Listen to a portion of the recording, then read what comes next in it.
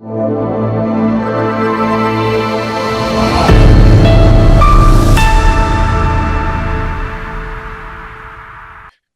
merci frères et sœurs pour votre présence ce soir ici à ce culte de mardi, les cultes d'enseignement. Aujourd'hui, mardi le 22 avril 2025.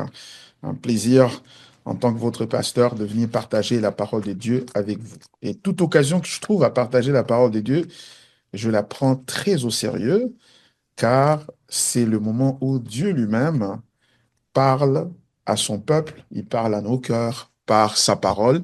Et pour ce faire, donc, c'est un moment solennel pour nous. Peu importe le nombre de gens, peu importe la, le climat, qu'il pleuve, qu'il soit en train, qu'il fasse chaud ou froid, peu importe, lorsque on se tourne vers la parole de Dieu, eh ben, on se tourne vers Dieu lui-même, car il est dans sa parole, il est sa parole. Voilà. Cela dit, aujourd'hui, nous allons parler, nous allons retourner à notre thématique depuis que nous sommes en train d'exploiter depuis quelques mois. C'est la Trinité, euh, la bonne nouvelle au cœur de l'Évangile, la bonne nouvelle au cœur de l'Évangile. Et cependant, ce soir, par la grâce de Dieu, nous allons nous apaisantir ou nous allons parler de la défense de la Trinité. Je vais essayer de mettre, voilà, défense de la Trinité biblique contre le modalisme et l'unitarisme. Donc, nous sommes en train de parler de la Trinité divine depuis un certain temps, c'est-à-dire que de la nature de notre Dieu, qui est un en essence, trois en personne. Et c'est une doctrine extrêmement fondamentale et importante, si bien que sans elle, il n'y a pas d'évangile en fait. Il n'y a pas d'évangile. Donc, vous voyez là, même euh, la photo qui est derrière moi, eh ben, c'est justement qui montre qu'il y a trois personnes qui sont distinctes. Hein? Est-ce que c'est trois dieux? Non. C'est pas trois dieux, un seul Dieu, mais il y a trois personnes qui sont distinctes, qui peuvent être démarquées. Alors, nous voulons défendre cette doctrine face aux hérésies ou aux erreurs bibliques. Il y en a deux dont on va parler aujourd'hui. Il s'agit de ce qu'on appelle le modalisme et l'unitarisme. Et nous allons ensemble voir ce que c'est que le modalisme et comment il se distingue de l'unitarisme et comment les deux là, c'est-à-dire le modalisme et l'unitarisme, représentent des erreurs bibliques mais qui menacent l'évangile. Et par le fait que ces erreurs, je voulais dire, qui menacent la Trinité, par le fait que ces erreurs doctrinales ou de la conception de la personne de Dieu s'opposent à la Trinité, et donc par conséquent, ça menace aussi l'Évangile. Mais pourquoi? Mais parce que la Trinité est au cœur de l'Évangile. Sans la Trinité, il n'y a pas d'Évangile. Alors, quiconque s'oppose à la Trinité s'oppose à l'Évangile. Et quiconque s'oppose à l'Évangile s'oppose à notre salut. Car nous n'avons pas de salut en dehors de l'Évangile. L'Évangile, c'est quoi? Eh bien, c'est la bonne nouvelle. C'est la bonne nouvelle selon laquelle ce que nous ne pouvions pas faire et ce que Dieu nous demandait de faire, c'est-à-dire de devenir parfait et de payer pour nos péchés, pour que nous puissions nous réconcilier avec lui, puisque nous n'étions pas à mesure de le faire, Dieu, à cause de sa miséricorde et de son amour, il l'a fait. Donc, ce que Dieu nous exigeait de faire, c'est-à-dire de payer pour nos péchés, et ensuite devenir parfait pour rester en communion avec lui, nous ne pouvions pas le faire. Tout l'Ancien Testament est écrit pour nous démontrer que même ceux-là que Dieu a choisis, avec qui il a marché et qu'il a béni, pour qui il a fait des miracles, n'ont pas été à mesure de rencontrer ces deux exigences, c'est-à-dire de payer à Dieu pour l'avoir offensé et de devenir parfait de manière à ne plus pécher pour rester en communion avec Dieu. Parce que Dès que vous péchez, le salaire du péché, c'est la mort, c'est-à-dire le jugement de Dieu, vous êtes éloigné de Dieu. Vous voyez? Alors, ce que nous ne pouvions pas faire, Dieu l'a fait. C'est ça la bonne nouvelle. Du coup, nous ne sommes pas sauvés par ce que nous faisons, nous sommes sauvés par ce que Dieu a fait et qui nous est parvenu en termes de nouvelles. C'est un peu comme si tu avais la dette de quelqu'un. Hein? Tu as la dette de Pasteur Baron de 10 dollars et tu as cherché l'argent par tout le moyen, tu n'as pas pu trouver les 10 dollars. Et puis, tu apprends que non, la sœur Florence a donné 10 dollars pour payer au pasteur Baron pour ton compte. Du coup, tu es sorti de cette dette-là, non pas par un paiement, mais par une nouvelle, par l'intervention de quelqu'un d'autre. Et tu as appris la chose par une nouvelle qui t'a été annoncée. Alors, vous comprenez tout de suite que la sœur Florence, dans ce cas, qui vient payer au pasteur Baron ta dette de 10 dollars, eh ben, c'est une personne à aimer et à apprécier. Pourquoi? Mais parce qu'il m'a aidé à sortir de la dette. Vous voyez? Alors, dès l'instant, toute personne qui s'oppose à la sœur Florence, eh ben, devient une menace pour vous, parce que c'est la personne qui a pris l'engagement de payer votre dette. Vous voyez? Alors, c'est pour ça que nous disons que quiconque s'oppose à la Trinité, s'oppose à notre salut, car notre salut dépend de la Trinité. Sorry. Oh, something happened, huh? Anyway. Yeah. So, je suis en train de dire que quiconque s'oppose à la Trinité s'oppose à notre salut, car notre salut ne peut se vivre que dans la mesure où nous acceptons la Trinité comme la bonne nouvelle et la Trinité comme moyen pour vivre ce salut-là. Parce que le salut n'est pas seulement quelque chose que Dieu fait pour nous, le salut, c'est aussi une vie à laquelle Dieu nous invite à participer ensemble avec lui. Et du coup, sans la Trinité, il n'y a pas moyen de vivre le salut pleinement et de jouir de ce salut-là. C'est cela que nous sommes en train de dire.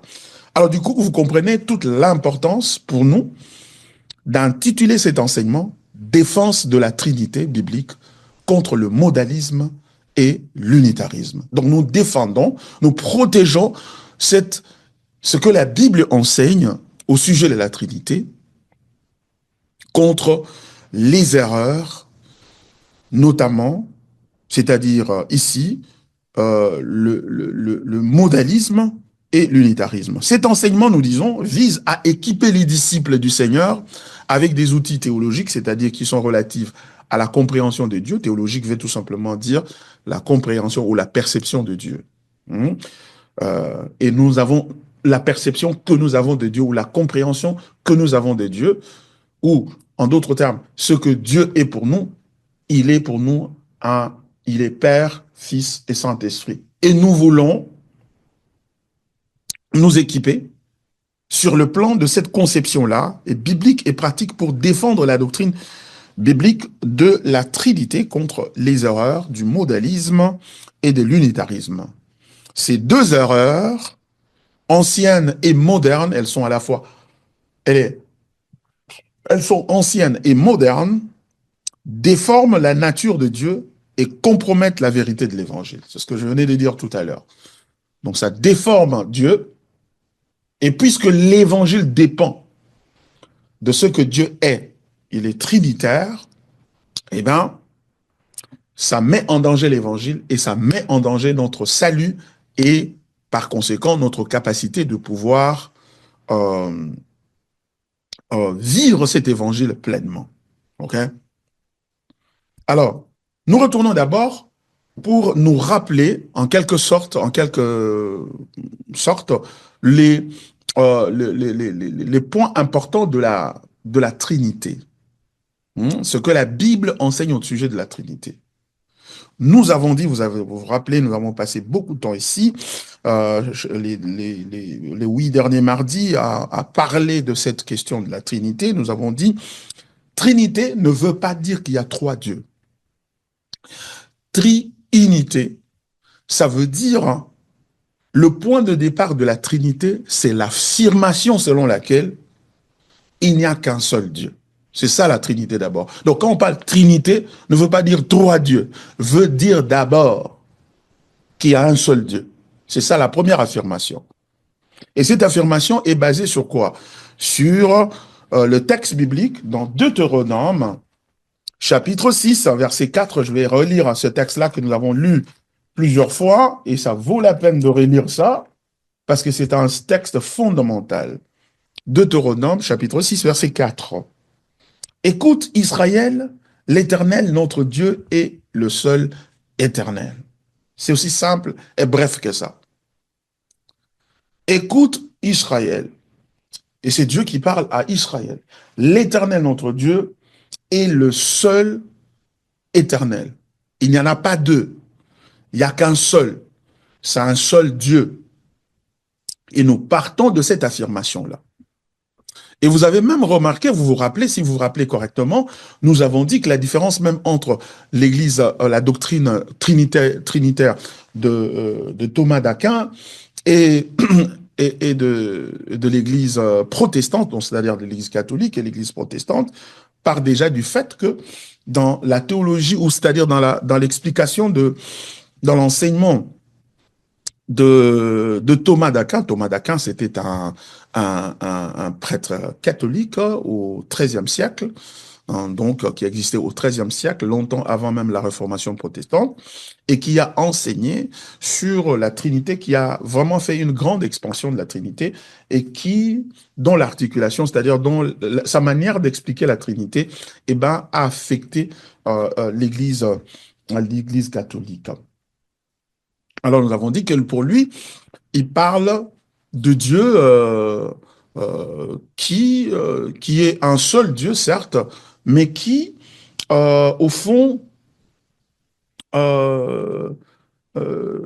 qui est un en essence, mais dont la procession, quand il parle de la procession, c'est-à-dire la procession n'est pas seulement au niveau de personnes, hein, au niveau des personnes de Dieu, mais la procession est aussi dans la divinité elle-même.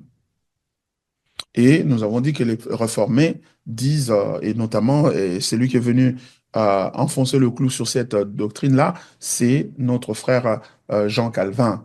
Hein, Jean Calvin qui a dit que c'est euh, Dieu est un, et donc irréductible. Il est irréductible, c'est-à-dire quoi? C'est-à-dire que euh, Dieu dans son essence est un, et par conséquent, Jésus, en tant que fils de Dieu, ne reçoit pas sa divinité de son Père. Le Saint-Esprit, qui aussi est une personne divine, ne reçoit pas sa divinité de la procession du Père et du Fils. C'est-à-dire, c'est pas, parce que je vais le dire tout à l'heure, vous allez voir, le Père a engendré Jésus, enfin, a engendré le Fils. Et du Fils, et le Saint-Esprit est venu de l'union entre le Père et le Fils. Voilà. Cependant, cette procession-là, c'est-à-dire le fait de tirer son origine de l'autre, le Père, lui, ne tire son origine de personne. Mais le Fils tire son origine de qui? Il vient du Père, parce que c'est le Père qui l'a engendré, qui a fait de lui son Fils. Et de l'union entre le Père et les Fils, il y a une autre personne qui est sortie de cette union-là. Donc, et le fait de tirer son origine en tant que personne d'une autre personne ou deux autres personnes, eh bien, ça s'appelle procession. Vous voyez? Alors, les réformés ou Jean Calvin ont dit que la procession ne s'est fait qu'au niveau de personnes, de personnalité, c'est-à-dire la distinction entre des personnes. Mais dans la divinité, il n'y a pas de procession. C'est-à-dire que le Fils n'est pas devenu... désolé pour mon écran qui s'est éteint. It's been doing this. Yeah. Le Fils n'est pas devenu Dieu parce que le Père lui a donné de devenir Dieu. Ce qui veut dire qu'avant que le Père ne lui donne la qualité de Dieu, il n'était pas encore Dieu. Oui. Et ça, c'est la différence vraiment fondamentale entre les protestants, c'est-à-dire les réformés en l'occurrence, et les catholiques. Cependant, les catholiques font bien d'affirmer qu'il y a un seul Dieu, mais il y a trois personnes en lui. Vous voyez. La première vérité, c'est qu'il y a un seul Dieu. Deuxième vérité, c'est qu'il y a trois personnes distinctes en Dieu. Jésus a dit dans Matthieu chapitre 28, nous allons lire aussi ces passages-là, Matthieu chapitre 28, le dernier chapitre de Matthieu, il dit, 28, verset 19, « Allez, faites de toutes les nations des disciples, les baptisant au nom du Père, du Fils et du Saint-Esprit. » Voyez-vous, très clairement, Jésus lui-même parle de trois personnes distinctes qui sont en un seul Dieu, au nom, pas au nom pluriel, les baptisant au nom, un seul nom, au nom du Père, du Fils et du Saint-Esprit. Oui, donc, il y a trois personnes, mais en une seule essence, c'est-à-dire un seul Dieu, mais en trois personnes. Et ensuite, un autre élément important dans la définition, vous le remarquez, de la Trinité divine ou de la Trinité biblique, c'est que chaque personne est pleinement Dieu. Chaque personne est pleinement Dieu. Et chaque personne est pleinement Dieu. Il n'est pas devenu Dieu en recevant la divinité d'une personne ou de l'autre. Il est Dieu par lui-même. Et ça fait trois dieux? Non, un seul Dieu. Nous avons passé beaucoup de temps à expliquer ces choses-là qui peuvent paraître difficiles à comprendre. Effectivement, elles sont extrêmement difficiles à comprendre. Pourquoi? Parce que nous n'avons pas d'équivalent dans tout l'univers de cette réalité-là. Il n'y a pas d'équivalent. C'est-à-dire, on peut dire, ah, la Trinité, c'est comme l'œuf. Il y a la coquille de l'œuf, il y a le blanc de l'œuf et il y a le jaune de l'œuf. C'est pas comme ça. Pourquoi? Parce que dans la Trinité, chaque personne est Dieu. Mais dans les trois parties de l'œuf, chaque partie n'est pas l'œuf. La coquille, quand tu vois la coquille d'un œuf, tu crois que c'est un œuf? Non, c'est la coquille de l'œuf. Quand tu vois le blanc d'œuf dans une assiette ou dans un gobelet, est-ce que tu as un œuf? Non, tu as juste le blanc de l'œuf. Quand tu as le jaune de l'œuf dans une panne, eh bien, est-ce que tu as l'œuf? Non, tu as le jaune de l'œuf. Et cependant, quand tu as le Fils de Dieu, il est Dieu lui-même. Le Saint-Esprit, il est pleinement Dieu. Le Saint-Esprit est Dieu. Le Père est Dieu. Donc, mais qui a fait que Jésus ou le Fils soit Dieu? C'est le Père qui lui a donné la divinité? Non. Il est Dieu parce qu'il est un avec le Père.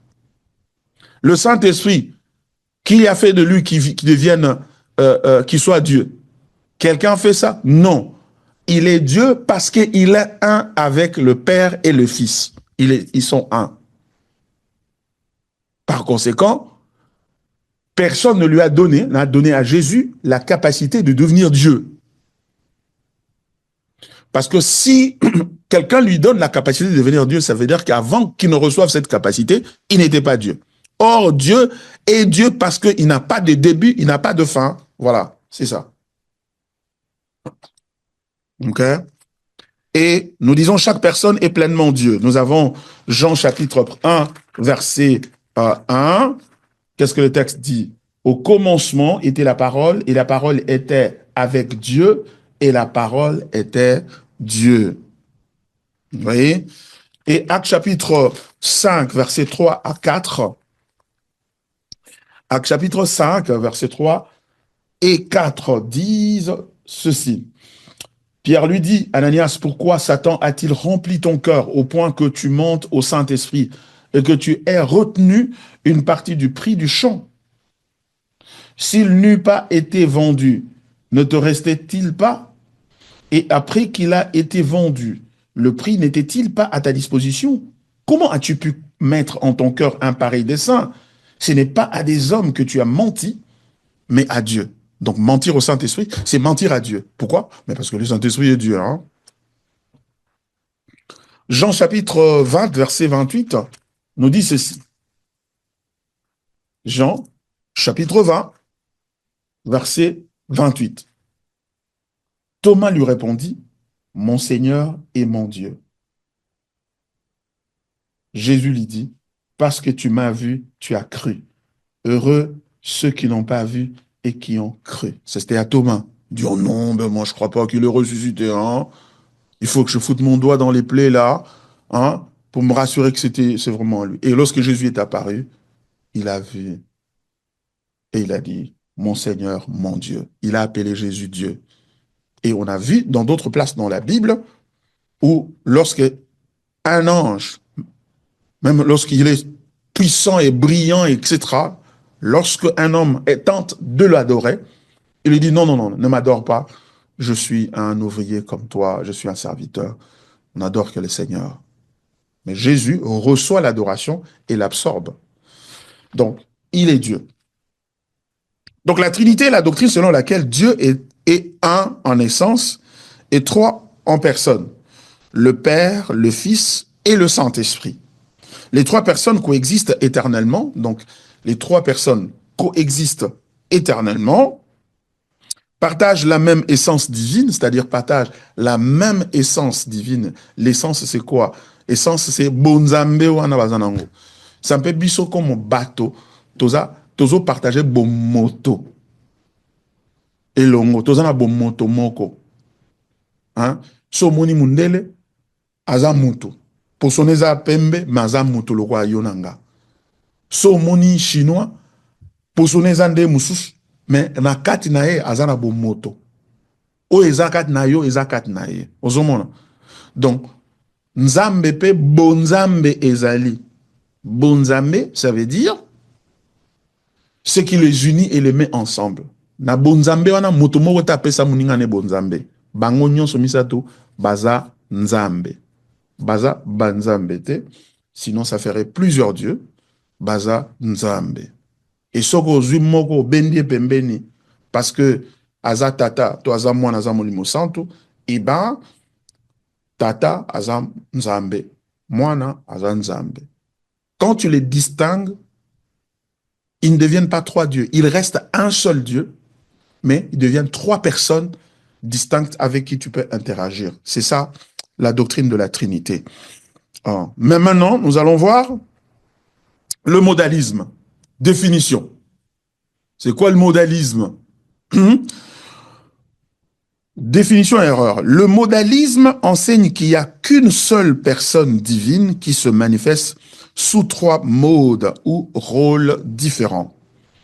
Comme Père dans la création, comme Fils dans la rédemption et comme Esprit dans la sanctification. C'est une forme d'anti-trinitarisme historique apparu avec Sabellius au IIIe siècle. On dit ici, c'est que le modalisme, vous sentez dans le mot là, modalisme, il y a le mot mode. Ce qui veut dire que c'est une doctrine qui affirme que il y a un seul Dieu, mais il y a en fait une seule personne divine. Il n'y a pas trois personnes, un seul Dieu, une seule personne. Un seul Dieu, une seule personne. Et cette personne-là apparaît sous différents modes ou joue différentes fonctions. C'est un peu comme moi, Baron Bala. Je suis ici en train de fonctionner comme votre pasteur. Quand je rentre de la maison, je suis mari ou époux de maman Mimi. Je suis époux de maman Mimi. Et quand je suis à la maison, en même temps, je suis aussi parent à mes 3 enfants. Vous voyez? Donc, c'est la même personne, mais qui joue des fonctions différentes. Et du coup, on dit, les modalistes, ou ceux qui disent que Dieu apparaît en différents modes, c'est comme ça qu'on a eu le mot modalisme. Eh bien, à la création, il est père dans la création. Quand il a créé tout, il fonctionne comme père. Et maintenant, quand il fallait nous sauver, il vient comme fils. Ce qui veut dire qu'il n'a pas laissé quelqu'un là-bas au ciel. D'autres. Il est venu sur la terre, donc il y a un vide là-bas.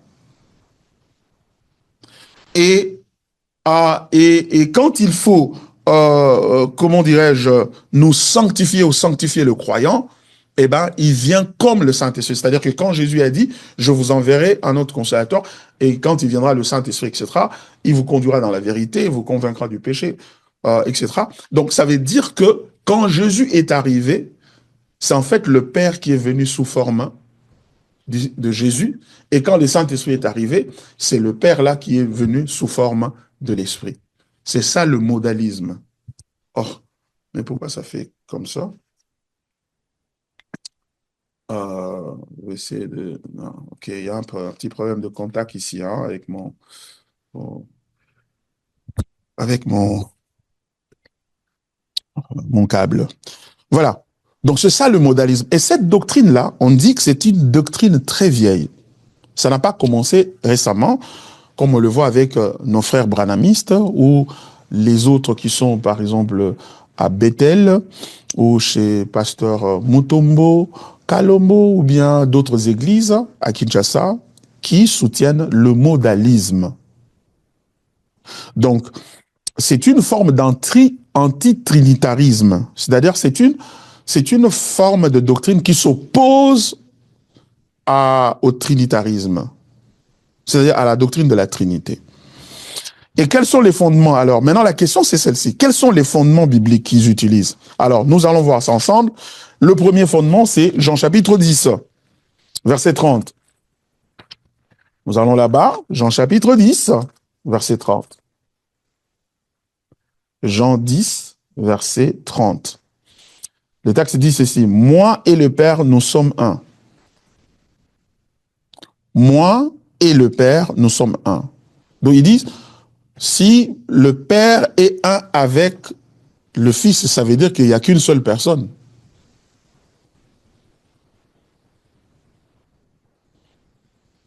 Ça, c'est la première défense. Deuxième défense, c'est Jean chapitre 14, verset 9. Jean 14, verset 9. Voici ce que le texte dit. Jésus lui dit, parce que au verset 8, Philippe avait posé la question. Philippe lui dit, Seigneur, montre-nous le Père et cela nous suffit. Jésus lui dit, il y a si longtemps que je suis avec vous et tu ne m'as pas connu, Philippe. Celui qui m'a vu a vu le Père. Comment dis-tu, montre-nous le Père? Et les modalistes, c'est-à-dire ceux qui soutiennent cette doctrine a commencé au IIIe siècle, c'est-à-dire dans les années 200. Ça n'a pas commencé hier, ou il y a 5 ans passés, ou il y a 20 ans. Non, ça fait plusieurs siècles. Plus de 15 siècles. Aujourd'hui, que cette doctrine existe, et cette doctrine a été initiée par quelqu'un qui s'appelait Sabellius. C'est pourquoi cette doctrine de modalisme, ça s'appelle aussi sabellianisme. Pourquoi sabellianisme? Parce que le gars qui avait commencé cette doctrine, eh ben, il s'appelait Sabellius. Hein?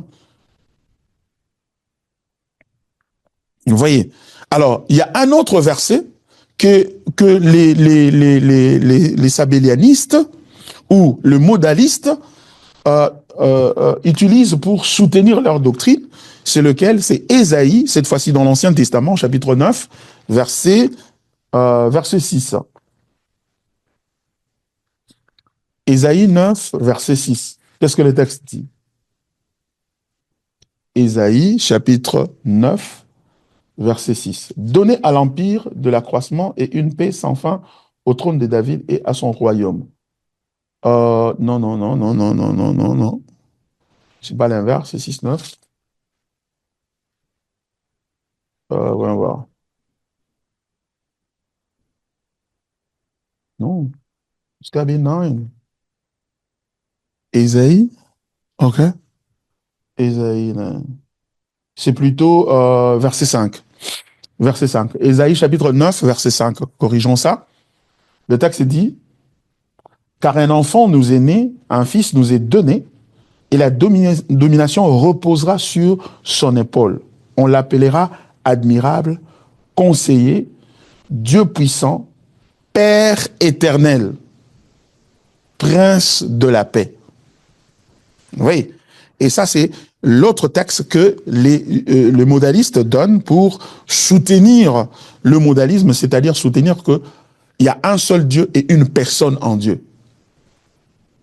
Dieu est un en essence et il y a aussi une seule personne, mais cette personne-là a trois fonctions différentes qu'il joue, ou trois rôles, ou trois modes d'apparition, ou trois modes de manifestation ou de révélation. Il s'est révélé comme Père, il se révèle comme Fils dans la rédemption, il s'est révélé comme Père dans la création, il s'est révélé comme Fils dans la rédemption, et il s'est révélé comme Esprit dans la sanctification. Et ce texte ici dit qu'il est Père éternel. Donc par conséquent, ces gens-là, ou ces adeptes du modalisme, soutiennent que la Trinité est diabolique. Il n'y a pas trois personnes en Dieu. Quels sont les problèmes doctrinaux qui se posent dans cette articulation ou dans cette façon de voir Dieu comme un en essence et puis une seule, constituée d'une seule personne? Le premier problème, c'est que c'est la négation de relations personnelles éternelles. C'est la négation, c'est-à-dire de dire que les relations personnelles éternelles n'existent pas. Donc, le Père n'est pas en relation avec le Fils n'est pas en relation avec l'Esprit. C'est-à-dire que pour eux, puisque Dieu est seul, il est Père, la manifestation de Père, du Fils et du Saint-Esprit n'a commencé qu'à partir de l'acte de création. Quand Dieu a entrepris de créer, alors il se manifeste comme Père. Quand il fallait rédempter ou sauver les hommes, il vient, c'est lui-même là, qui devient comme Fils. Et d'ailleurs, Philippe pose la question, montre-nous le Père. Mais tu es avec moi, tu ne sais pas que celui qui m'a vu a vu le Père. Moi et le Père, nous sommes un. Oui. Et quand il fallait que le Saint-Esprit vienne, et c'est lui-même là qui vient. Donc, par conséquent, avant la création, la rédemption et la sanctification, avant ça, dans l'éternité, Dieu n'était qu'une seule personne. C'est un Dieu qui vivait dans la solitude. Et qui n'avait pas de relation entre lui et une autre personne. Et les réformés disent, si tel est le cas, c'est que Dieu n'est pas un Dieu d'amour, parce que l'amour présuppose qu'il y ait deux ou plusieurs personnes. Parce que l'amour, c'est un sentiment qu'on manifeste vis-à-vis de quelqu'un d'autre. Ce qui veut dire que Dieu, c'est un Dieu de solitude. Il n'a jamais appris l'amour. Il a appris l'amour seulement quand il a créé. Parce que quand il a créé quoi? Il a créé les anges, le monde spirituel, mais il a créé aussi le monde physique. Et c'est quand il a créé les hommes, etc., qu'il est maintenant, il est devenu en compagnie. Un peu du genre, il n'est pas bon que Dieu soit seul. Il faut que je crée des êtres pour l'accompagner. Cependant, le texte biblique est en train de nous montrer que le Fils a été engendré dans l'éternité et que le Père a toujours été avec son Fils. Et très clairement, au baptême de Jésus, alors qu'il sortait des eaux du baptême, baptisé par Jean-Baptiste, il nous voit ce fils entendre, celui-ci est mon Fils bien-aimé en qui je mis toute mon affection.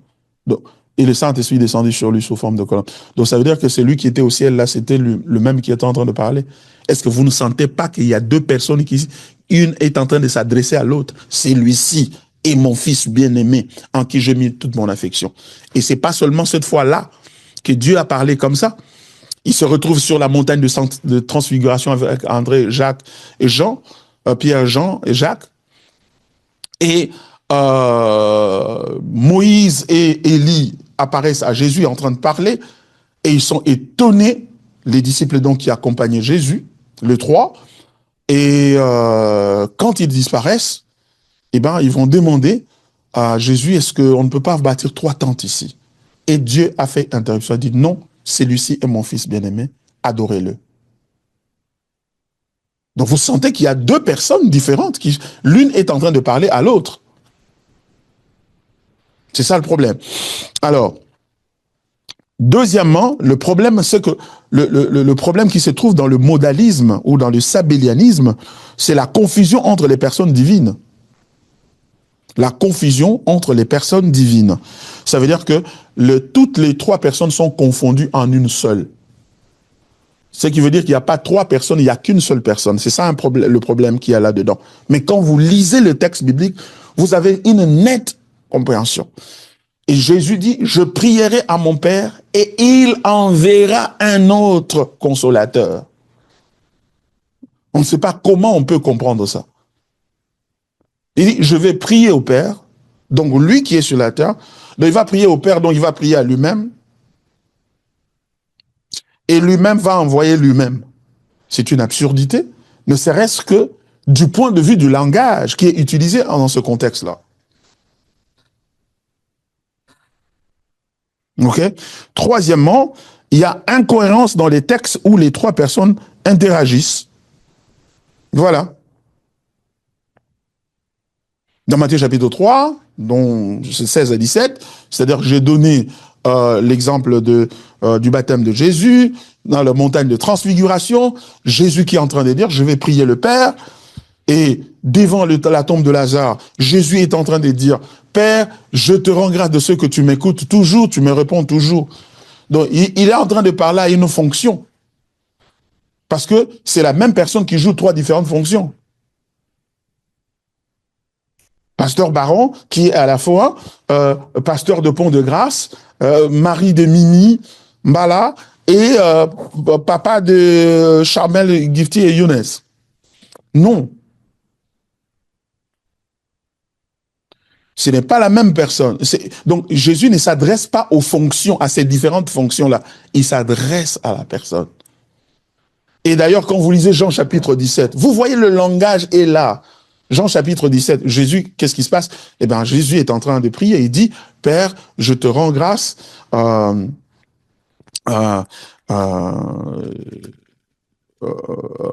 Jean chapitre 17, dans sa prière sacerdotale, il est en train de dire, Père, je te glorifie de ce que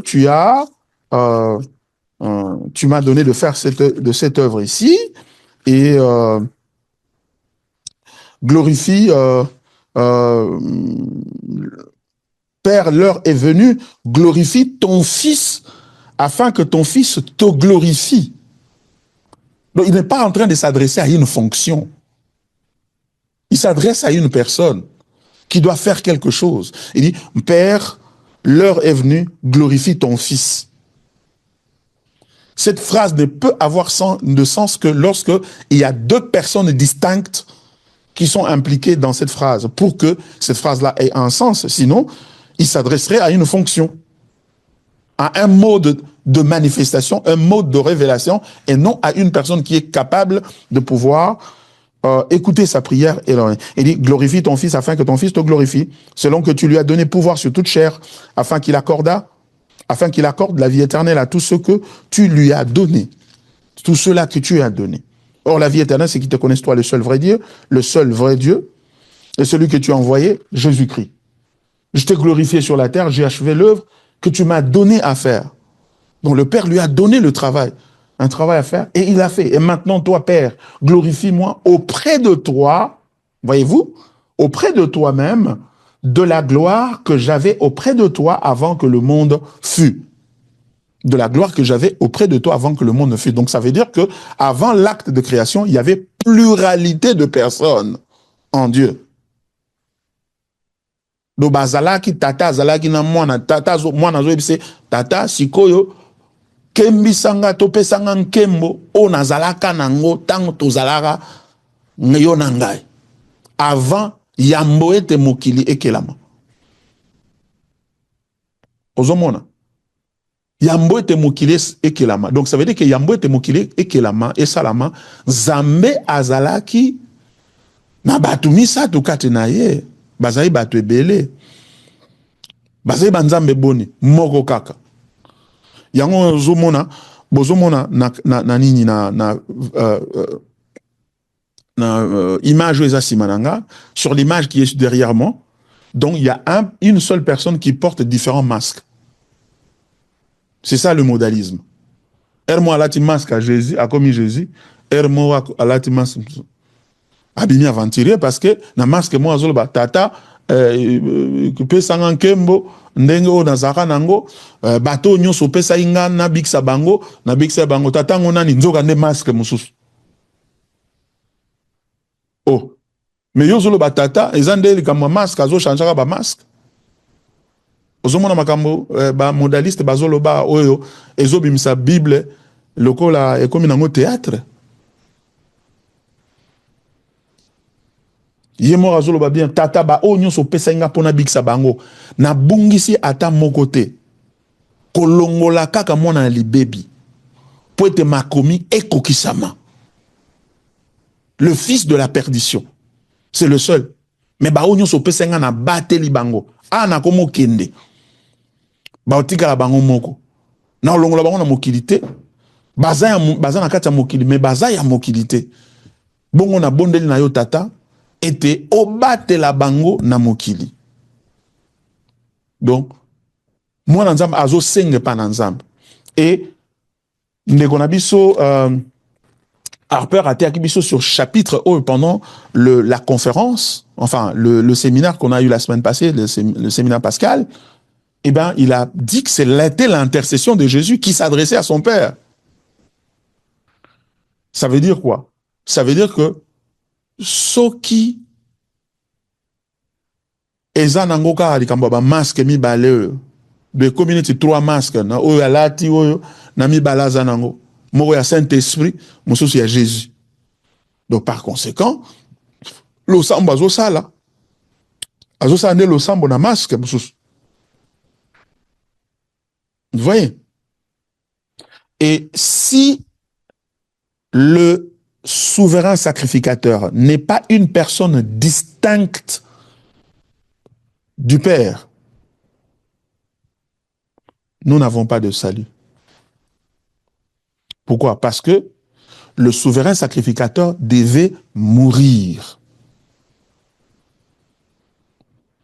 Ce qui veut dire que s'il n'y avait qu'une seule personne en Dieu, si cette personne-là meurt, tout s'écrase, tout s'écroule, tout se désintègre. Donc il n'y a pas de chance de substitution. Parce que notre salut, c'est un salut par substitution. Cette substitution dépend de la pluralité de personnes dans la divinité, de sorte que moko na bango na lobi ngai na ye pona kufela ba misusu. Pour so bazai misa touté azaka moko moyen aya ko se rendre volontaire te akufa ezate parce que makambo nyonso ekelama na ye pe po na ye esimbami na ye soki alali ekakufi na image na nga pe ekufi so akufi esili yango wana tozoloba ke la Trinité c'est la bonne nouvelle dans l'évangile parce que lokola comment il s'appelle l'apôtre Jean dans l'île de Patmos, il a reçu cette vision là, il s'est vu transporté au ciel. Oh my gosh, so katana moi mingi hein. Ça veut dire que je dois changer ce truc ici. Désolé mes bien-aimés. Alors et la question a été posée, qui est digne de prendre le livre de vie et d'en briser le seau de sceau? Qui est digne de prendre le livre et d'en briser le seau de sceau? Et il a pleuré de ce qu'il n'y avait personne. Jusqu'à ce qu'on lui a dit, non, ne pleure pas. L'agneau est digne de se lever. L'agneau s'est levé. Et pourquoi il s'est levé? Parce que l'agneau est différent du Père. En tout cas, je m'excuse, non, volontaire. Mais situation est awa que songa na longa na kiti o ba na bino nangaye vondele. Donc moyen to s'en sortir des athées. C'est ça. Voilà. L'unitarisme maintenant, parlons de l'unitarisme. Ça c'était le modalisme. L'unitarisme c'est quoi? L'unitarisme affirme qu'il n'existe qu'une seule personne divine, Dieu le Père. Le Fils et l'Esprit sont considérés soit comme des créatures, soit comme des puissances impersonnelles. C'est ça. Unitarisme, c'est quoi, un peu moins différent qu'on appelle ça, du sabellianisme ou le modalisme.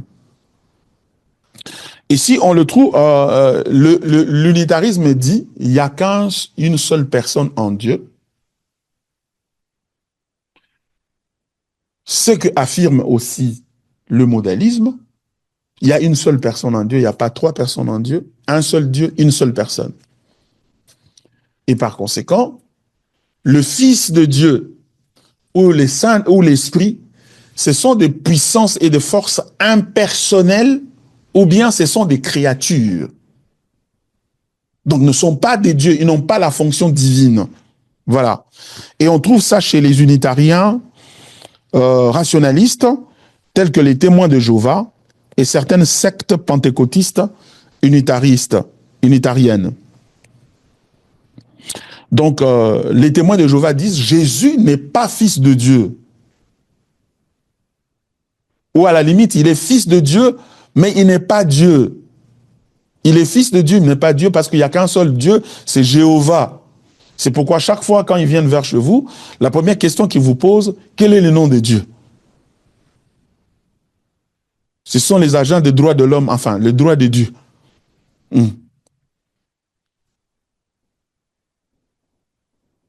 Ils veulent s'assurer que Dieu est reconnu comme seul et comme une seule personne. Par conséquent, Jésus, il est fils de Dieu, mais il n'est pas Dieu. Il est une créature. C'est pourquoi eux disent, et ils s'appuient sur quel texte? Le texte de Colossiens, chapitre 1, versets 15 et 16. Il est l'image du Dieu invisible. Il n'est pas Dieu, mais il est l'image du Dieu invisible. Le premier-né de toute la création. Ils disent que c'est une créature. Il a été créé le premier. Le premier-né de toute création. Car en lui ont été créées toutes les choses qui sont dans les cieux et sur la terre, les visibles et les invisibles, trône, dignité, domination, autorité, tout a été créé par lui et pour lui. Si ce texte ici était le seul texte dans la Bible, qu'il n'y avait pas d'autres versets et que la Bible n'était constituée que de Colossiens chapitre 1, verset 15 à 16, ils auraient raison. Mais le problème, c'est que la Bible n'est pas constituée seulement de ces deux versets, elle est constituée d'autres versets qui parlent de l'identité de Dieu et donc de l'identité de Jésus-Christ. De sorte que pour comprendre ce texte ici de Colossiens chapitre 1, 15 à 16, il faut absolument amener ces autres textes-là autour de de Colossiens 1, 15 et 16, de manière à déterminer la signification ou ce que ce texte ici veut dire. Ce texte ne veut pas dire que Jésus est une création, veut tout simplement dire il a prééminence. Il a prééminence. Parce que si tout a été créé par lui et pour lui, ça veut dire quoi? Tout ce qui s'appelle créature a été créé par lui et pour lui. Ça veut dire que il vient avant la création pour que tout ce qui existe soit créé par lui. Pour que tout ce qui existe soit créé par lui, il faut que lui soit différent de tout ce qui est créé. Vous comprenez? Il faut qu'il soit différent de tout ce qui est créé. Sinon, lui aussi serait créé par lui. Donc, lui n'est pas créé. Donc, ça parle de sa prééminence. Voilà. Arguments invoqués. Quels sont leurs arguments? C'est Deutéronome chapitre 6, verset 4. Et Colossiens chapitre 1 ici, verset 15-16. Et aussi Jean chapitre 17, verset 3. Jean 17, verset 3, la Bible dit, « Or, la vie éternelle, c'est qu'ils te connaissent, toi, le seul vrai Dieu, et Jésus-Christ, et celui que tu as envoyé, Jésus-Christ. » Donc, ils disent, donc, il y a un seul vrai Dieu, et celui que tu as envoyé. Donc, celui que tu as envoyé devient donc distinct de la divinité en question. C'est ça leur entendement. Mais la Trinité, vous vous rappelez, elle dit que le point de départ de la Trinité, c'est qu'il y a un seul Dieu. Cependant, en ces dieux-là, il y a trois personnes. C'est pourquoi la personne de Jésus, lui-même, Jésus, parle de lui-même comme une personne distincte de la personne à laquelle il est en train de s'adresser, qui se trouve être le Dieu, Dieu le Père. What's going on here? Okay. Sur les problèmes doctrinaux, c'est que c'est la négation de relations personnelles éternelles, la confusion entre les personnes divines, et incohérence dans les textes où les trois personnes interagissent. C'est-à-dire, il y a des textes où les trois personnes sont en train d'interagir, et il y a incohérence, on ne sait pas expliquer. Par exemple, Matthieu chapitre 3, versets 16 et 17, où très clairement, le texte nous montre que le Fils de Dieu est dans l'eau, le Père est au ciel en train de parler et dire, celui-ci est mon Fils bien-aimé, et le Saint-Esprit descend sous forme d'une colombe. Et la même scène pratiquement se répète avec partiellement dans la situation de la transfiguration, l'événement de la transfiguration, où les disciples demandent qu'on bâtisse, Pierre demande qu'on bâtisse 3 tentes, pour les 3, pour Jésus, pour Moïse et Élie, et la voix s'est fait entendre, dit non, non, non, celui-ci est mon fils, adorez-le. Donc, vous allez bien là-bas dans la salle, il y a un problème ou quoi?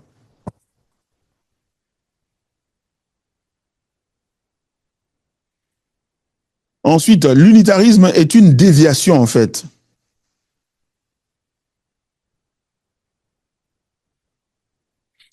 Les textes trinitaires clairs, nous avons Matthieu chapitre 3, le baptême, Jean chapitre 14, le Fils prie le Père d'envoyer l'Esprit, montrant l'interaction entre les trois personnes divines.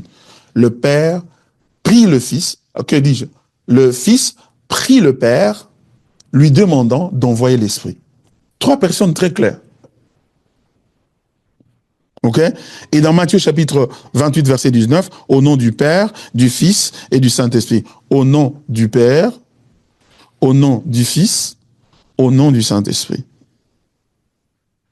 Donc cette formule baptismale est trinitaire. Ces textes constituent une partie de la défense biblique de la Trinité, montrant clairement la présence et l'interaction des 3 personnes divines. Il y a de relations personnelles dans la Trinité. Il y a de relations personnelles dans la Trinité.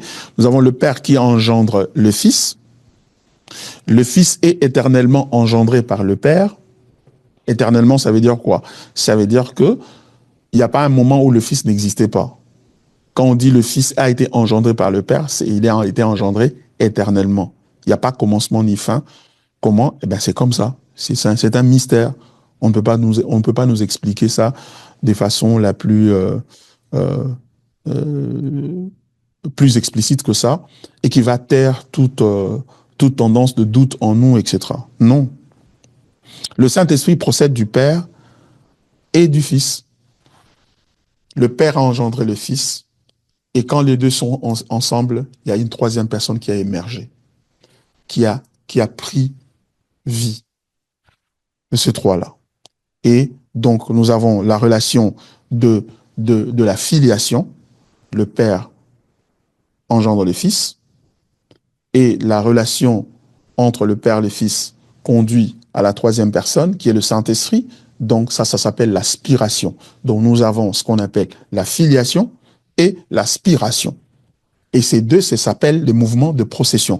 Ce sont des mouvements de procession, c'est-à-dire mouvements où une entité tire son origine d'une autre entité. Et ce mouvement-là ne se fait qu'au niveau de personne. Mais au niveau de la divinité, il n'y a pas de mouvement de procession.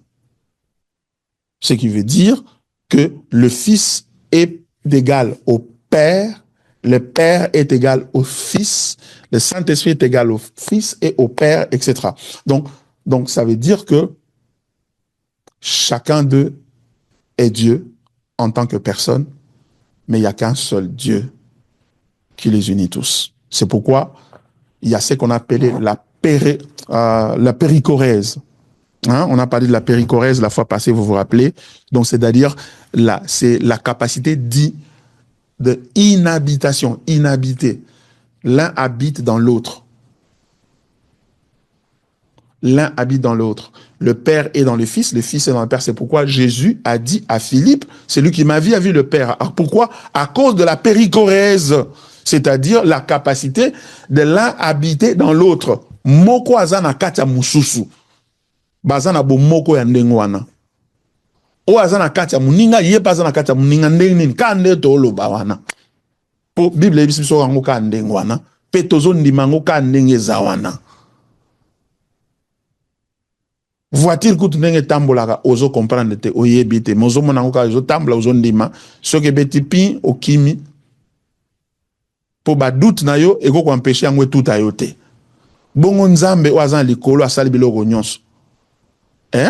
Alobi ke nga nazana tata zakat nanga mwana azana mwana azana kata molimo so to abo moko to abatmisa yozo chatembe po ani parce que ozo comprendre te yango mukana Nzambe lobi que ezabo bele na nzela na kondima nde tokoki kondima ete Nzambe azali esengeli moto nyonso azopusa na pembeni na Nzambe aza andima ete Nzambe azali pe aza mofuti ya ba ebanso balukaka ye. Donc, on demande que son abisso poto e banzambe n'engazali. Et c'est explication te.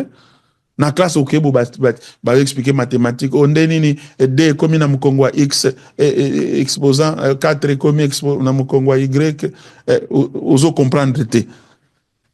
Bongo makambo ndoko ya comprendre ango. Ndimango kandeza neza ndengo wana.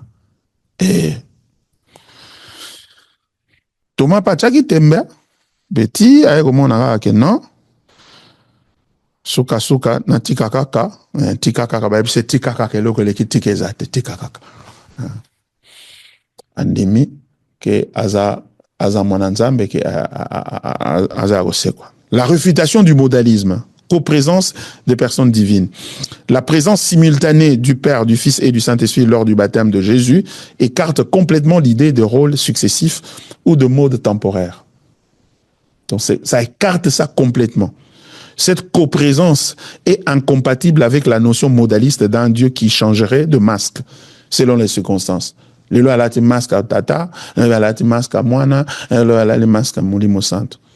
Mendeni so azaola da masque non mendeni tango ba batisa Yesu. Mungu uti na likolo lobi et to moni molimo santo akiti lokola na. Le Ezaka a changé masque. L'intercession du Fils. Le sambo, l'intercession du Fils auprès du Père, dans Romains chapitre 8, verset 34, n'a absolument aucun sens si le Fils est simplement un mode temporaire du Père. Ça n'a aucun sens. Donc, c'est-à-dire que tant que ozo télémé la Trinité, donc ozo relier nkolo capacité na ya kubonde la pona yo. Abonde le pas tata pona yo. Yo kanen mukana nzambe lobi. Romains chapitre 8, verset 34. Qui les condamnera? Christ est mort. Bien plus, il est ressuscité. Il est à la droite de Dieu et il intercède pour nous. Azana le boko, ya mobali, ya tata, avandi azobonde la pona biso. Vous veut dire masque ndezo bonde la pona yo na le boko a tata? To ezana moto benda azana le boko a tata, azobonde la. Texte o ezana sens te soki, yemoko tata, yemoko ndaza molimo. Bo siko ndenini. Yemoko tata azape sur na droite na ye, na gauche na ye, tout ça. Donc, ezan nengni. Yango nande tozo telemelelo kwango. E bisope ne tout temela to abato aliboso te. Do bando batakala. L'église primitive déjà babandai masolo oyo mpe ba telemela ki tato ya modalisme comme on a Sabellius. Ba telemela ki balobi aza hérétique aza na lipengwi. Aza opengwa. Kozomona. Réfutation de l'unitarisme. Ko boa ki samaya unitarisme. Boa ki siango poanin. Parce que le Fils est adoré. Hébreux chapitre 1 verset 6 montre que le Fils reçoit l'adoration. Hébreux chapitre 1 verset 6. Dans la version en soso. Hébreux nanyo. Hébreux chapitre 1 verset 6. Et lorsqu'il introduit de nouveau dans le monde, le premier-né, il dit que tous les anges de Dieu l'adorent. Que tous les anges de Dieu l'adorent. Adore qui est le Fils. Donc l'unitarisme dit que Ezaka Nzambe Moko, le Fils de Dieu et le Saint-Esprit ne sont que des puissances impersonnelles, qui ne sont pas des personnes, mais sont des puissances. Donc ça, c'est l'unitarisme. Molimo santo eyate aya parce que aza moto. Moto na sens te ya bo moto lo kwa mwana na moto te. Aza na bo moto ya nzambe. Ana bo nzambe kati na ye. Donc molimo santo aya asala amimonisa. Donc molimo santo aza nguya te. Vous voyez, l'esprit est personnel. Il parle, il interdit, il envoie.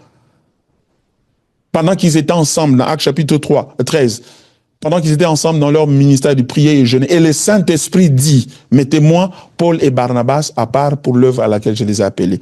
Donc, le Saint-Esprit parle. Okoko saepe. Pierre a ebisaki Ananias, ce n'est pas à un homme que tu as menti, mais c'est à Dieu. Pourquoi? Parce qu'il a menti au Saint-Esprit. Donc, bako saka puissance était. Okoko sakindoki. Divinité complète. Le Fils et l'Esprit possèdent tous les attributs divins. Donc, témoin de Jéhovah, bazan a raison, te na eloko. Ces vérités bibliques refutent directement l'unitarisme qui nie la divinité de Christ et la personnalité du Saint-Esprit. L'adoration du Fils et les actions personnelles de l'Esprit démontrent qu'ils ne sont ni des créatures, ni des forces impersonnelles. Parce que gumba melaka nzambe. Ange so ba adorer. Ange batikala ko adorer ange mususu te. Ya moni tangu satana a se rebeller. A bendi mo ba ange mususu 2 tiers, a bendi 1 tiers, 2 tiers ba bité. Biso to sa ka nzambe. So bokende bolamba bolia to yate. Ti ba kena bango pe ba telemeli nani ba telemeli nzambe. Siko ba msona ba tikali ba guma mela nzambe. Ozomona. Maintenant, pourquoi la Trinité est essentielle? 1. parce que c'est la révélation biblique. Elle reflète le Dieu qui se révèle dans l'Écriture. Trinité a une importance parce qu'ils ont révélé Nzambe ou Azanakata Bible, qui s'est manifesté. 2. La nécessité pour l'évangile. Seul un fils divin peut racheter. Seul un esprit personnel peut sanctifier.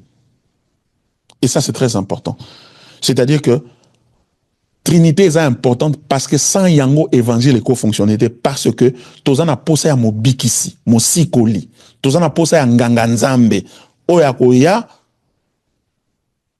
oazali boule ako mema libonza liboso na nzambe oye ko mema bolimbisi ya masumu na biso. Et amemi libonzango eza bomo na ye moko. Et azalaki na makoki ya komema libonza na po ete ye akeseni na tata. Ozomona. Et tozana besoin ya molimo santu po ya kobulisa biso, ya ko sanctifier biso. Et molimo wana zo bulisa biso po ete aza moto azaka nguya te, aza batterie te, ozo sale la batterie. Bato mingi bazo mona molimo santu lokwa batterie à téléphone. Et décharger à la cap en sango à 3 jours à prière à assemblée pour ils sous charge les sous comme ça il y a itiza la charge ango ba lobby tant molimo santo akoya mukana nzambe lobby akokamba bino na solo mutazo kamba yo ezanguya te batterie e kambaka téléphone te téléphone ezana software yango nde mutazo kamba téléphone. Donc, molimo santo aza batterie te, puissance ba pesi biso po to tambusa mana to sala to longa mokili ou bien to longa masumo etc. To kamba mana molimo. Non, Bible lobi bo tambola na molimo boko ko ba posa nzoto te.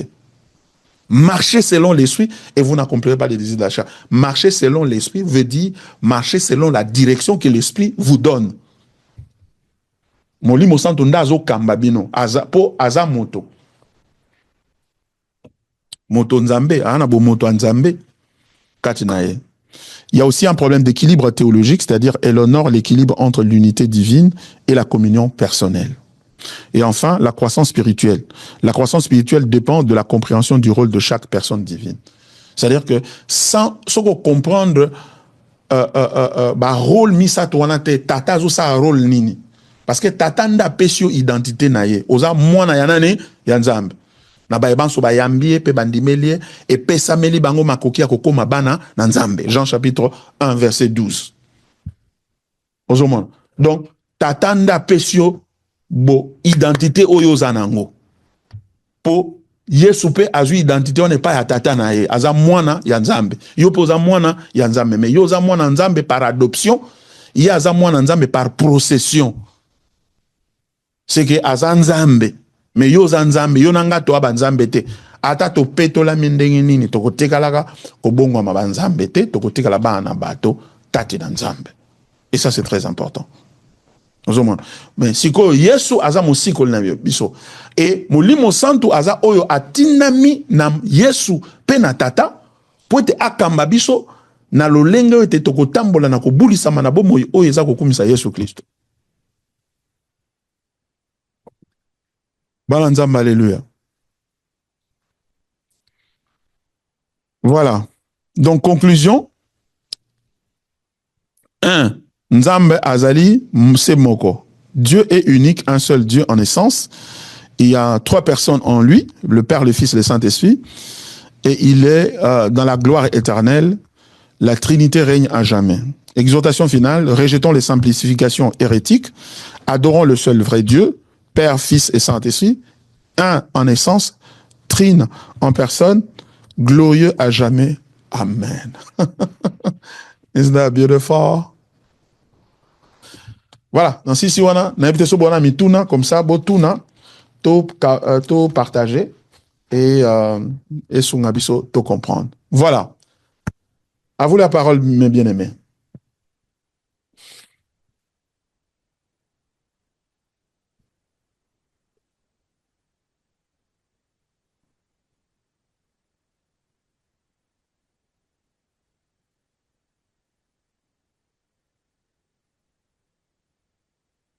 Ok.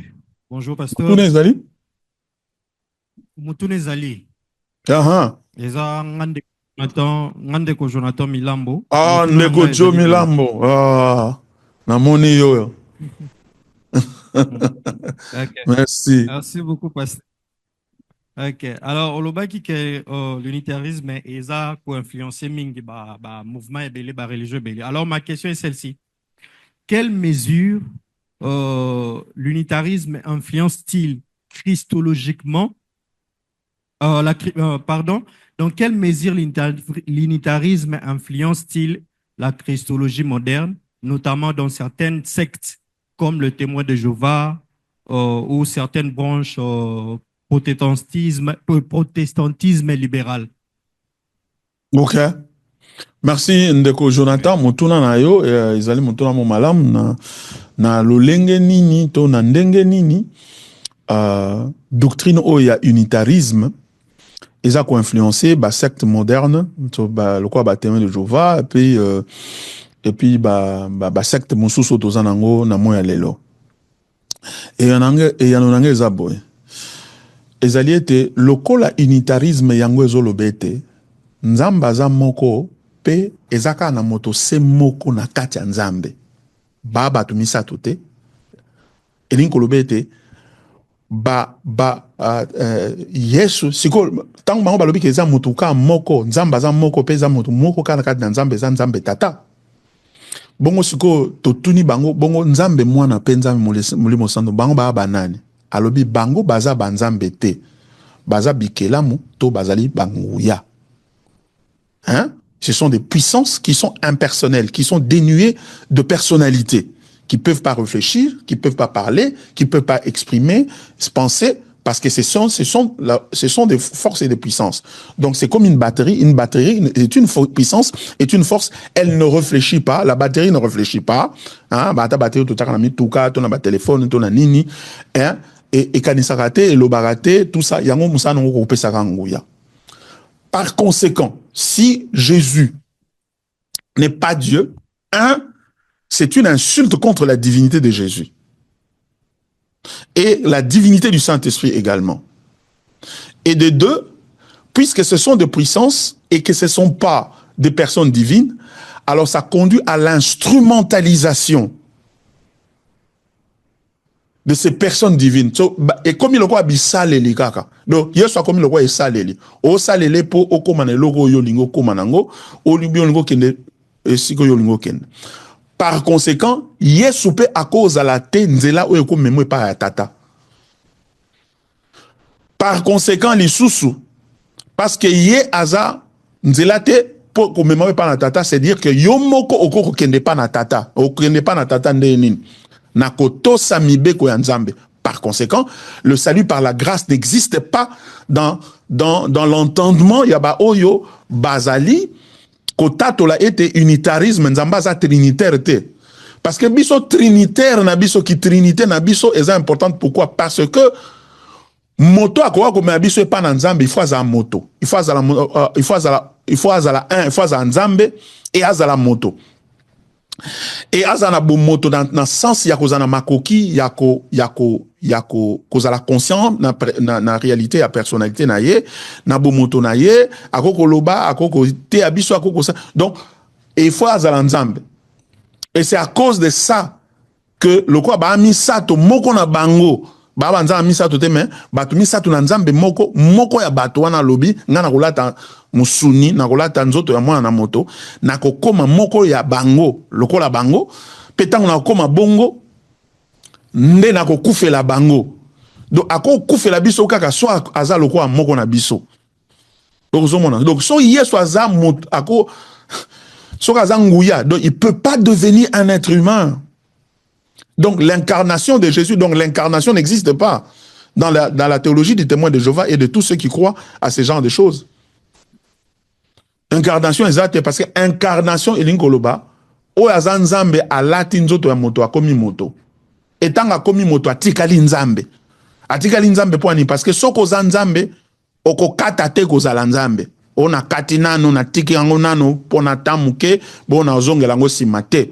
Batika koza nzambe te nzamba za nzamba libela Donc, ce sont là les implications de l'unitarisme qui falsifie le christianisme. Le christianisme repose sur la Trinité. Voilà ce que je peux dire là-dessus. Et Sungin de Gojo. Oui, et Sungi pasteur, Mutuna Msuna Ngela Bakiseza Boy, hein? Il y a Souk, hein? Baninga Jésus Peba n'est Baxter. pas- Ouais. Comme et ils disent que si Jésus n'est pas Dieu, comme le pense l'unitarisme, alors pourquoi accepte-t-il dans plusieurs passages du Nouveau Testament, notamment Matthieu chapitre 14, verset 33. 14, Et 33 et le aussi, but. on peut voir. Il y a 33 et le Biboé. Ceux qui étaient dans la barque vinrent se prosterner devant Jésus et dire, tu es véritablement le Fils de Dieu. Maintenant, quelle est ta question? Est-ce c'est un blasphème ou c'est une preuve de sa divinité? Parce qu'ils ne croient pas que Jésus est Dieu, mais ils acceptent cette adoration dans Matthieu chapitre 14. Eux, ils disent, par exemple, ils viennent se prosterner. Bango ba olobanini. Na bango ba doit ba témoigner Jéhovah na bande musona ba olobani. Ba ko se prosterner za le roi paix un acte ya ko honorer muntu. Ezaka ya adoration te. Ozomona ba ba non, ay ba se prosterner qui donc ba honorer ye pe ba lobi oza penza mwana nzambe. Oza mwana nzambe bango ba lobi Yesu aza mwana nzambe maza nzambe te. Mais ba musulman de bango ba lobi hein que Yesu aza mwana nzambe te po nzambe azaka na mwana te. Mais témoin de Jéhovah lobi Yesu aza mwana nzambe maza nzambe te. Pour la nini parce que soit azali ekelamu ya nzambe selon Colossiens chapitre 1 verset 15 à 16, aza ekelamu ya nzambe et ils vont plus loin à falsifier Jean chapitre 1 verset 1, au commencement était la parole était avec Dieu, la parole était Dieu, etc. Et ils mettent la parole était avec Dieu, la parole était Dieu, petit Dieu. Ils ont falsifié le texte dans leur traduction qu'on appelle la traduction du Nouveau Monde. Voilà ce qui se passe là. Merci Ndegojo. Ndego muso aza na motuna. Merci beaucoup. Ya tomoni awa na moni na ndego moko aza na online na bité soki eza ndeko nani mais il apparaît sous le nom de Pharmacie Tunda. Allez-y bien aimé, posez la question comme ça. Après ça, la personne qui est dans la salle va poser la question. Merci beaucoup pour la parole, pasteur. C'est Frère David. Frère David, merci d'être là. Ouais. Allez-y, mon frère. Mais, au fait, je ne sais pas si c'est une question. Je fais une réflexion. Au fait, je constate que ce que nous appelons, moi par exemple, et je pense beaucoup de gens autour de moi, ce que nous appelions unitaristes, c'est en fait les sabé. Les sabé, j'ai pas bien retenu les termes, mais les sabélianisme, sabélius. Comment on est sabélius, donc sabélianisme. Au fait, ce que moi j'appelais unitaristes, en réalité, ce sont les sabélianistes. Je vois par exemple les assemblées comme Bethel, les branhamistes, les ACK, qui articulent que Dieu n'est pas Père, Fils et Saint-Esprit en trois personnes distinctes dans un seul Dieu, mais ils disent que ce sont des fonctions que Dieu a prises dans la révélation. Et donc, dans l'explication que vous venez de donner, c'est le sabélianisme. Alors que moi, et même les gens autour de moi, pour la plupart, c'est eux que nous appelions unitaristes. Alors que l'explication donnée de l'unitarisme ressemble aux témoins de Jéhovah, qui considèrent un seul Dieu, le Père, le Fils, ils donnent tout ce qu'ils donnent comme identité qu'ils veulent. Les Saint-Esprit disent que c'est une puissance et qu'on sort. Right. Donc, c'est juste ce qu'on c'est-à-dire, si nous voulons être théologiquement cohérents pour désigner les tendances, donc ces autres assemblées-là, on ne devrait pas les appeler les unitaristes, mais plutôt les sabélianistes. Ou les modalistes. C'est juste, ou les modalistes, voilà. Les termes plus faciles, les modalistes. Donc, du point de vue conceptuel, c'est au fait ce que je capitalise dans un langage doctrinal, pour ne pas dire théorique, dans un langage doctrinal. Donc, ces gens-là, ce sont des modalistes et non des unitaristes. C'est le Tout à constat fait. que je fais de ces temps. Tout à fait, parfait. Je suis d'accord avec toi et le constat est vraiment pertinent. Donc, de façon générique, tout le bango kandengona nangulupa, hein, donc na, tout ça bango kaliboke non unitarisme, baba unitariste. Même moi, j'ai parlé comme ça aussi, hein. Mais de façon vraiment technique et appropriée, je crois que nous devons maintenant faire la différence entre le modalisme et l'unitarisme. C'est important parce que l'heure est vraiment à la précision et à la profondeur. Merci, mon frère David. Merci, papa. Comment il y a ça, là, motuna? Ou bien, motuna sili?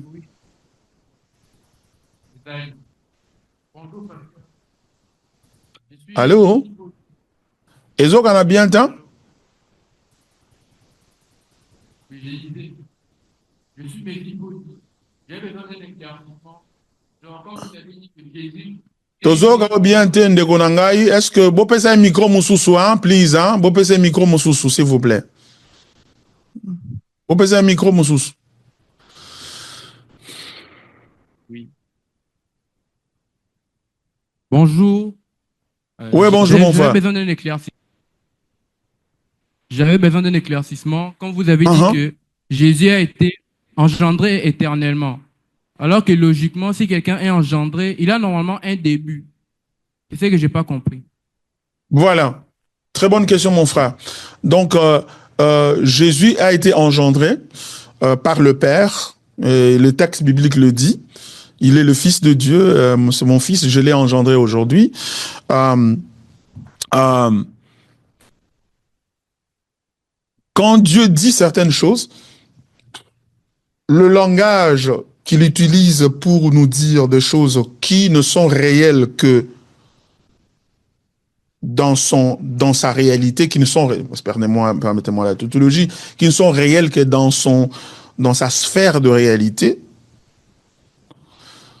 Et alors que nous appartenons à une autre sphère de réalité, c'est-à-dire que nde biso to monela mokili nde pe to zalelaka eza ndenge moko te ndenge nzamba zalelaka pe ndenge monela makambo siko so aninga loba na biso aninga sola na biso ayebisa biso likambo boye il faut aluka langage oyo eko salisa biso to comprendre likambo aninga loba na biso même mais le fait que likambo aninga ayebisa biso ezalaka na lolenge biso to mona mokili te na ndenge pe to zalelaka te.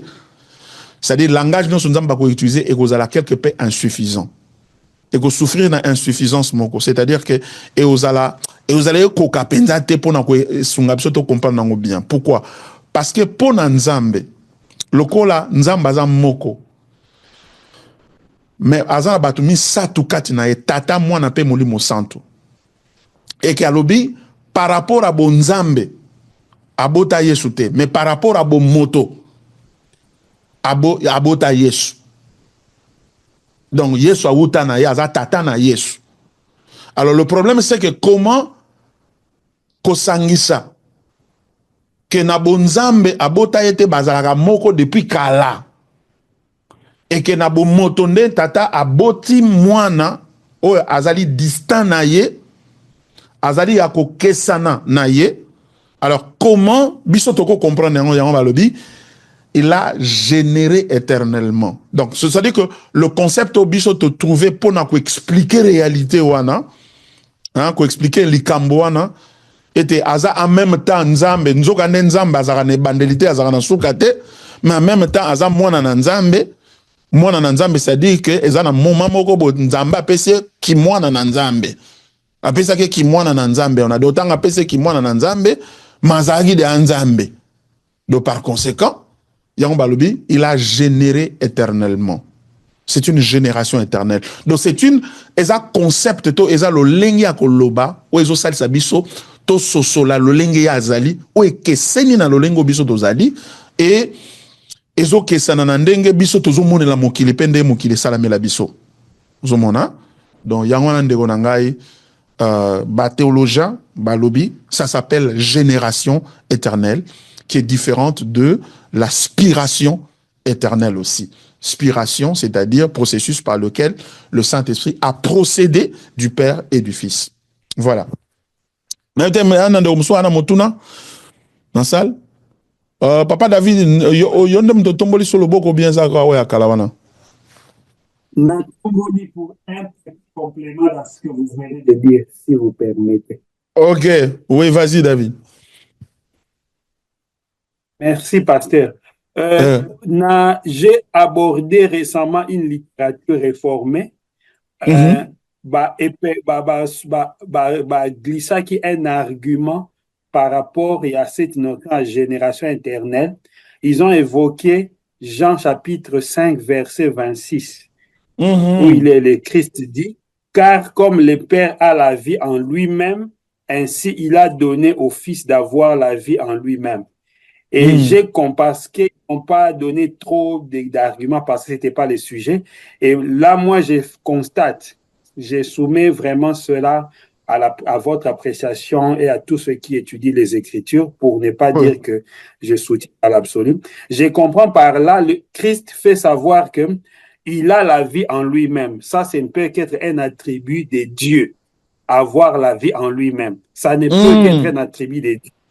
Mais au même moment, il affirme que le Père lui a donné d'avoir la vie en lui-même.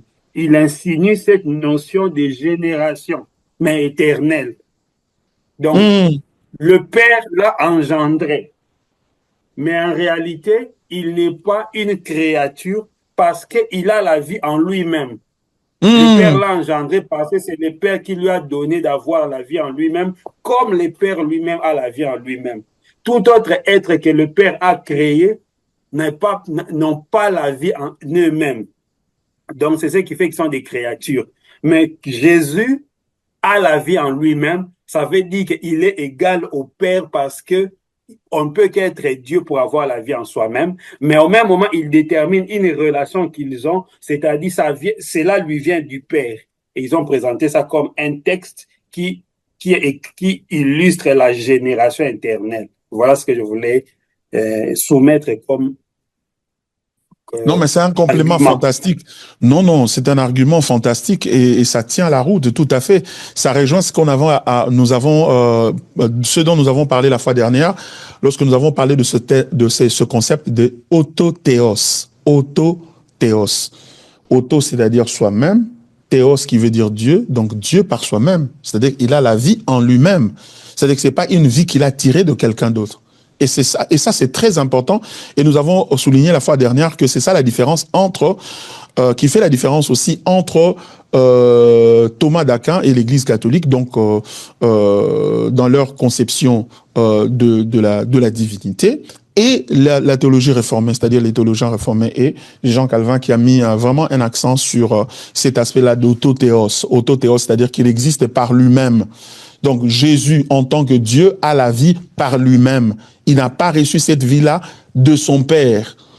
Mais en tant que fils, il a reçu la vie de fils par son Père. Deux vies, non, une seule vie. Comment? Eh bien, comme ça. Voilà, merci. Ben, avec ça, y avait-il quelqu'un d'autre dans la salle? Non, s'il n'y en a pas, nous allons nous arrêter là. Oh, il y a quelqu'un?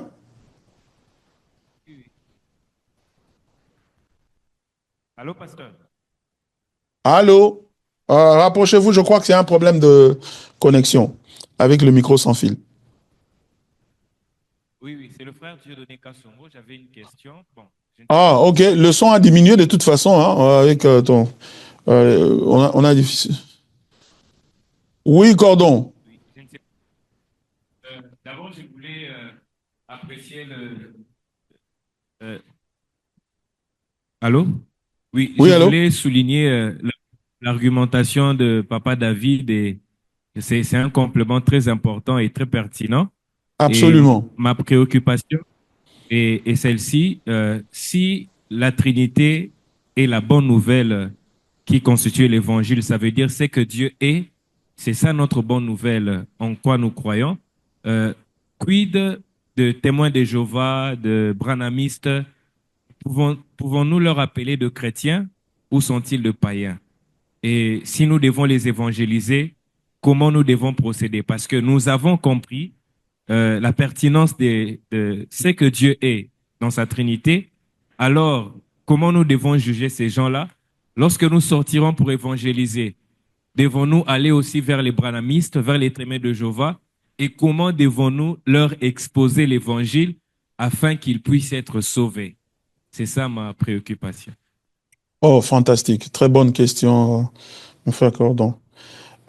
Vous savez, les témoins de Jéhovah ne sont pas des chrétiens. Dès que vous niez la divinité de Jésus, vous le disqualifiez comme intermédiaire entre nous et Dieu pour venir au salut, et du coup, vous devenez légaliste. C'est-à-dire quelqu'un qui veut être sauvé par ses propres efforts en observant la loi de Dieu. C'est pourquoi que, vous voyez, vous vous posez la question, mais pourquoi témoin de Jéhovah consacré? C'est parce que on leur a montré que pour que obika misala na yonde kobiki sayo. Donc sala misala, donc côté anayo peso contribuer na misala malamu il faut sala po obiki sama.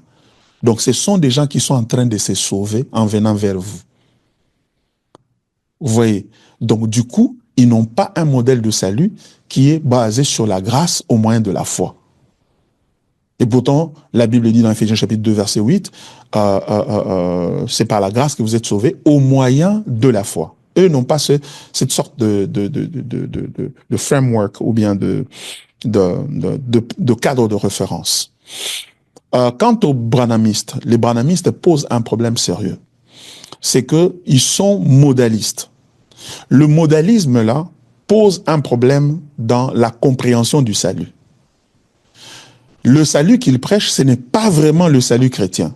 Parce que dès l'instant où tu dis à Christ la personnalité qui est différente de Dieu, le Père, eh ben, tu n'as pas d'intercesseur.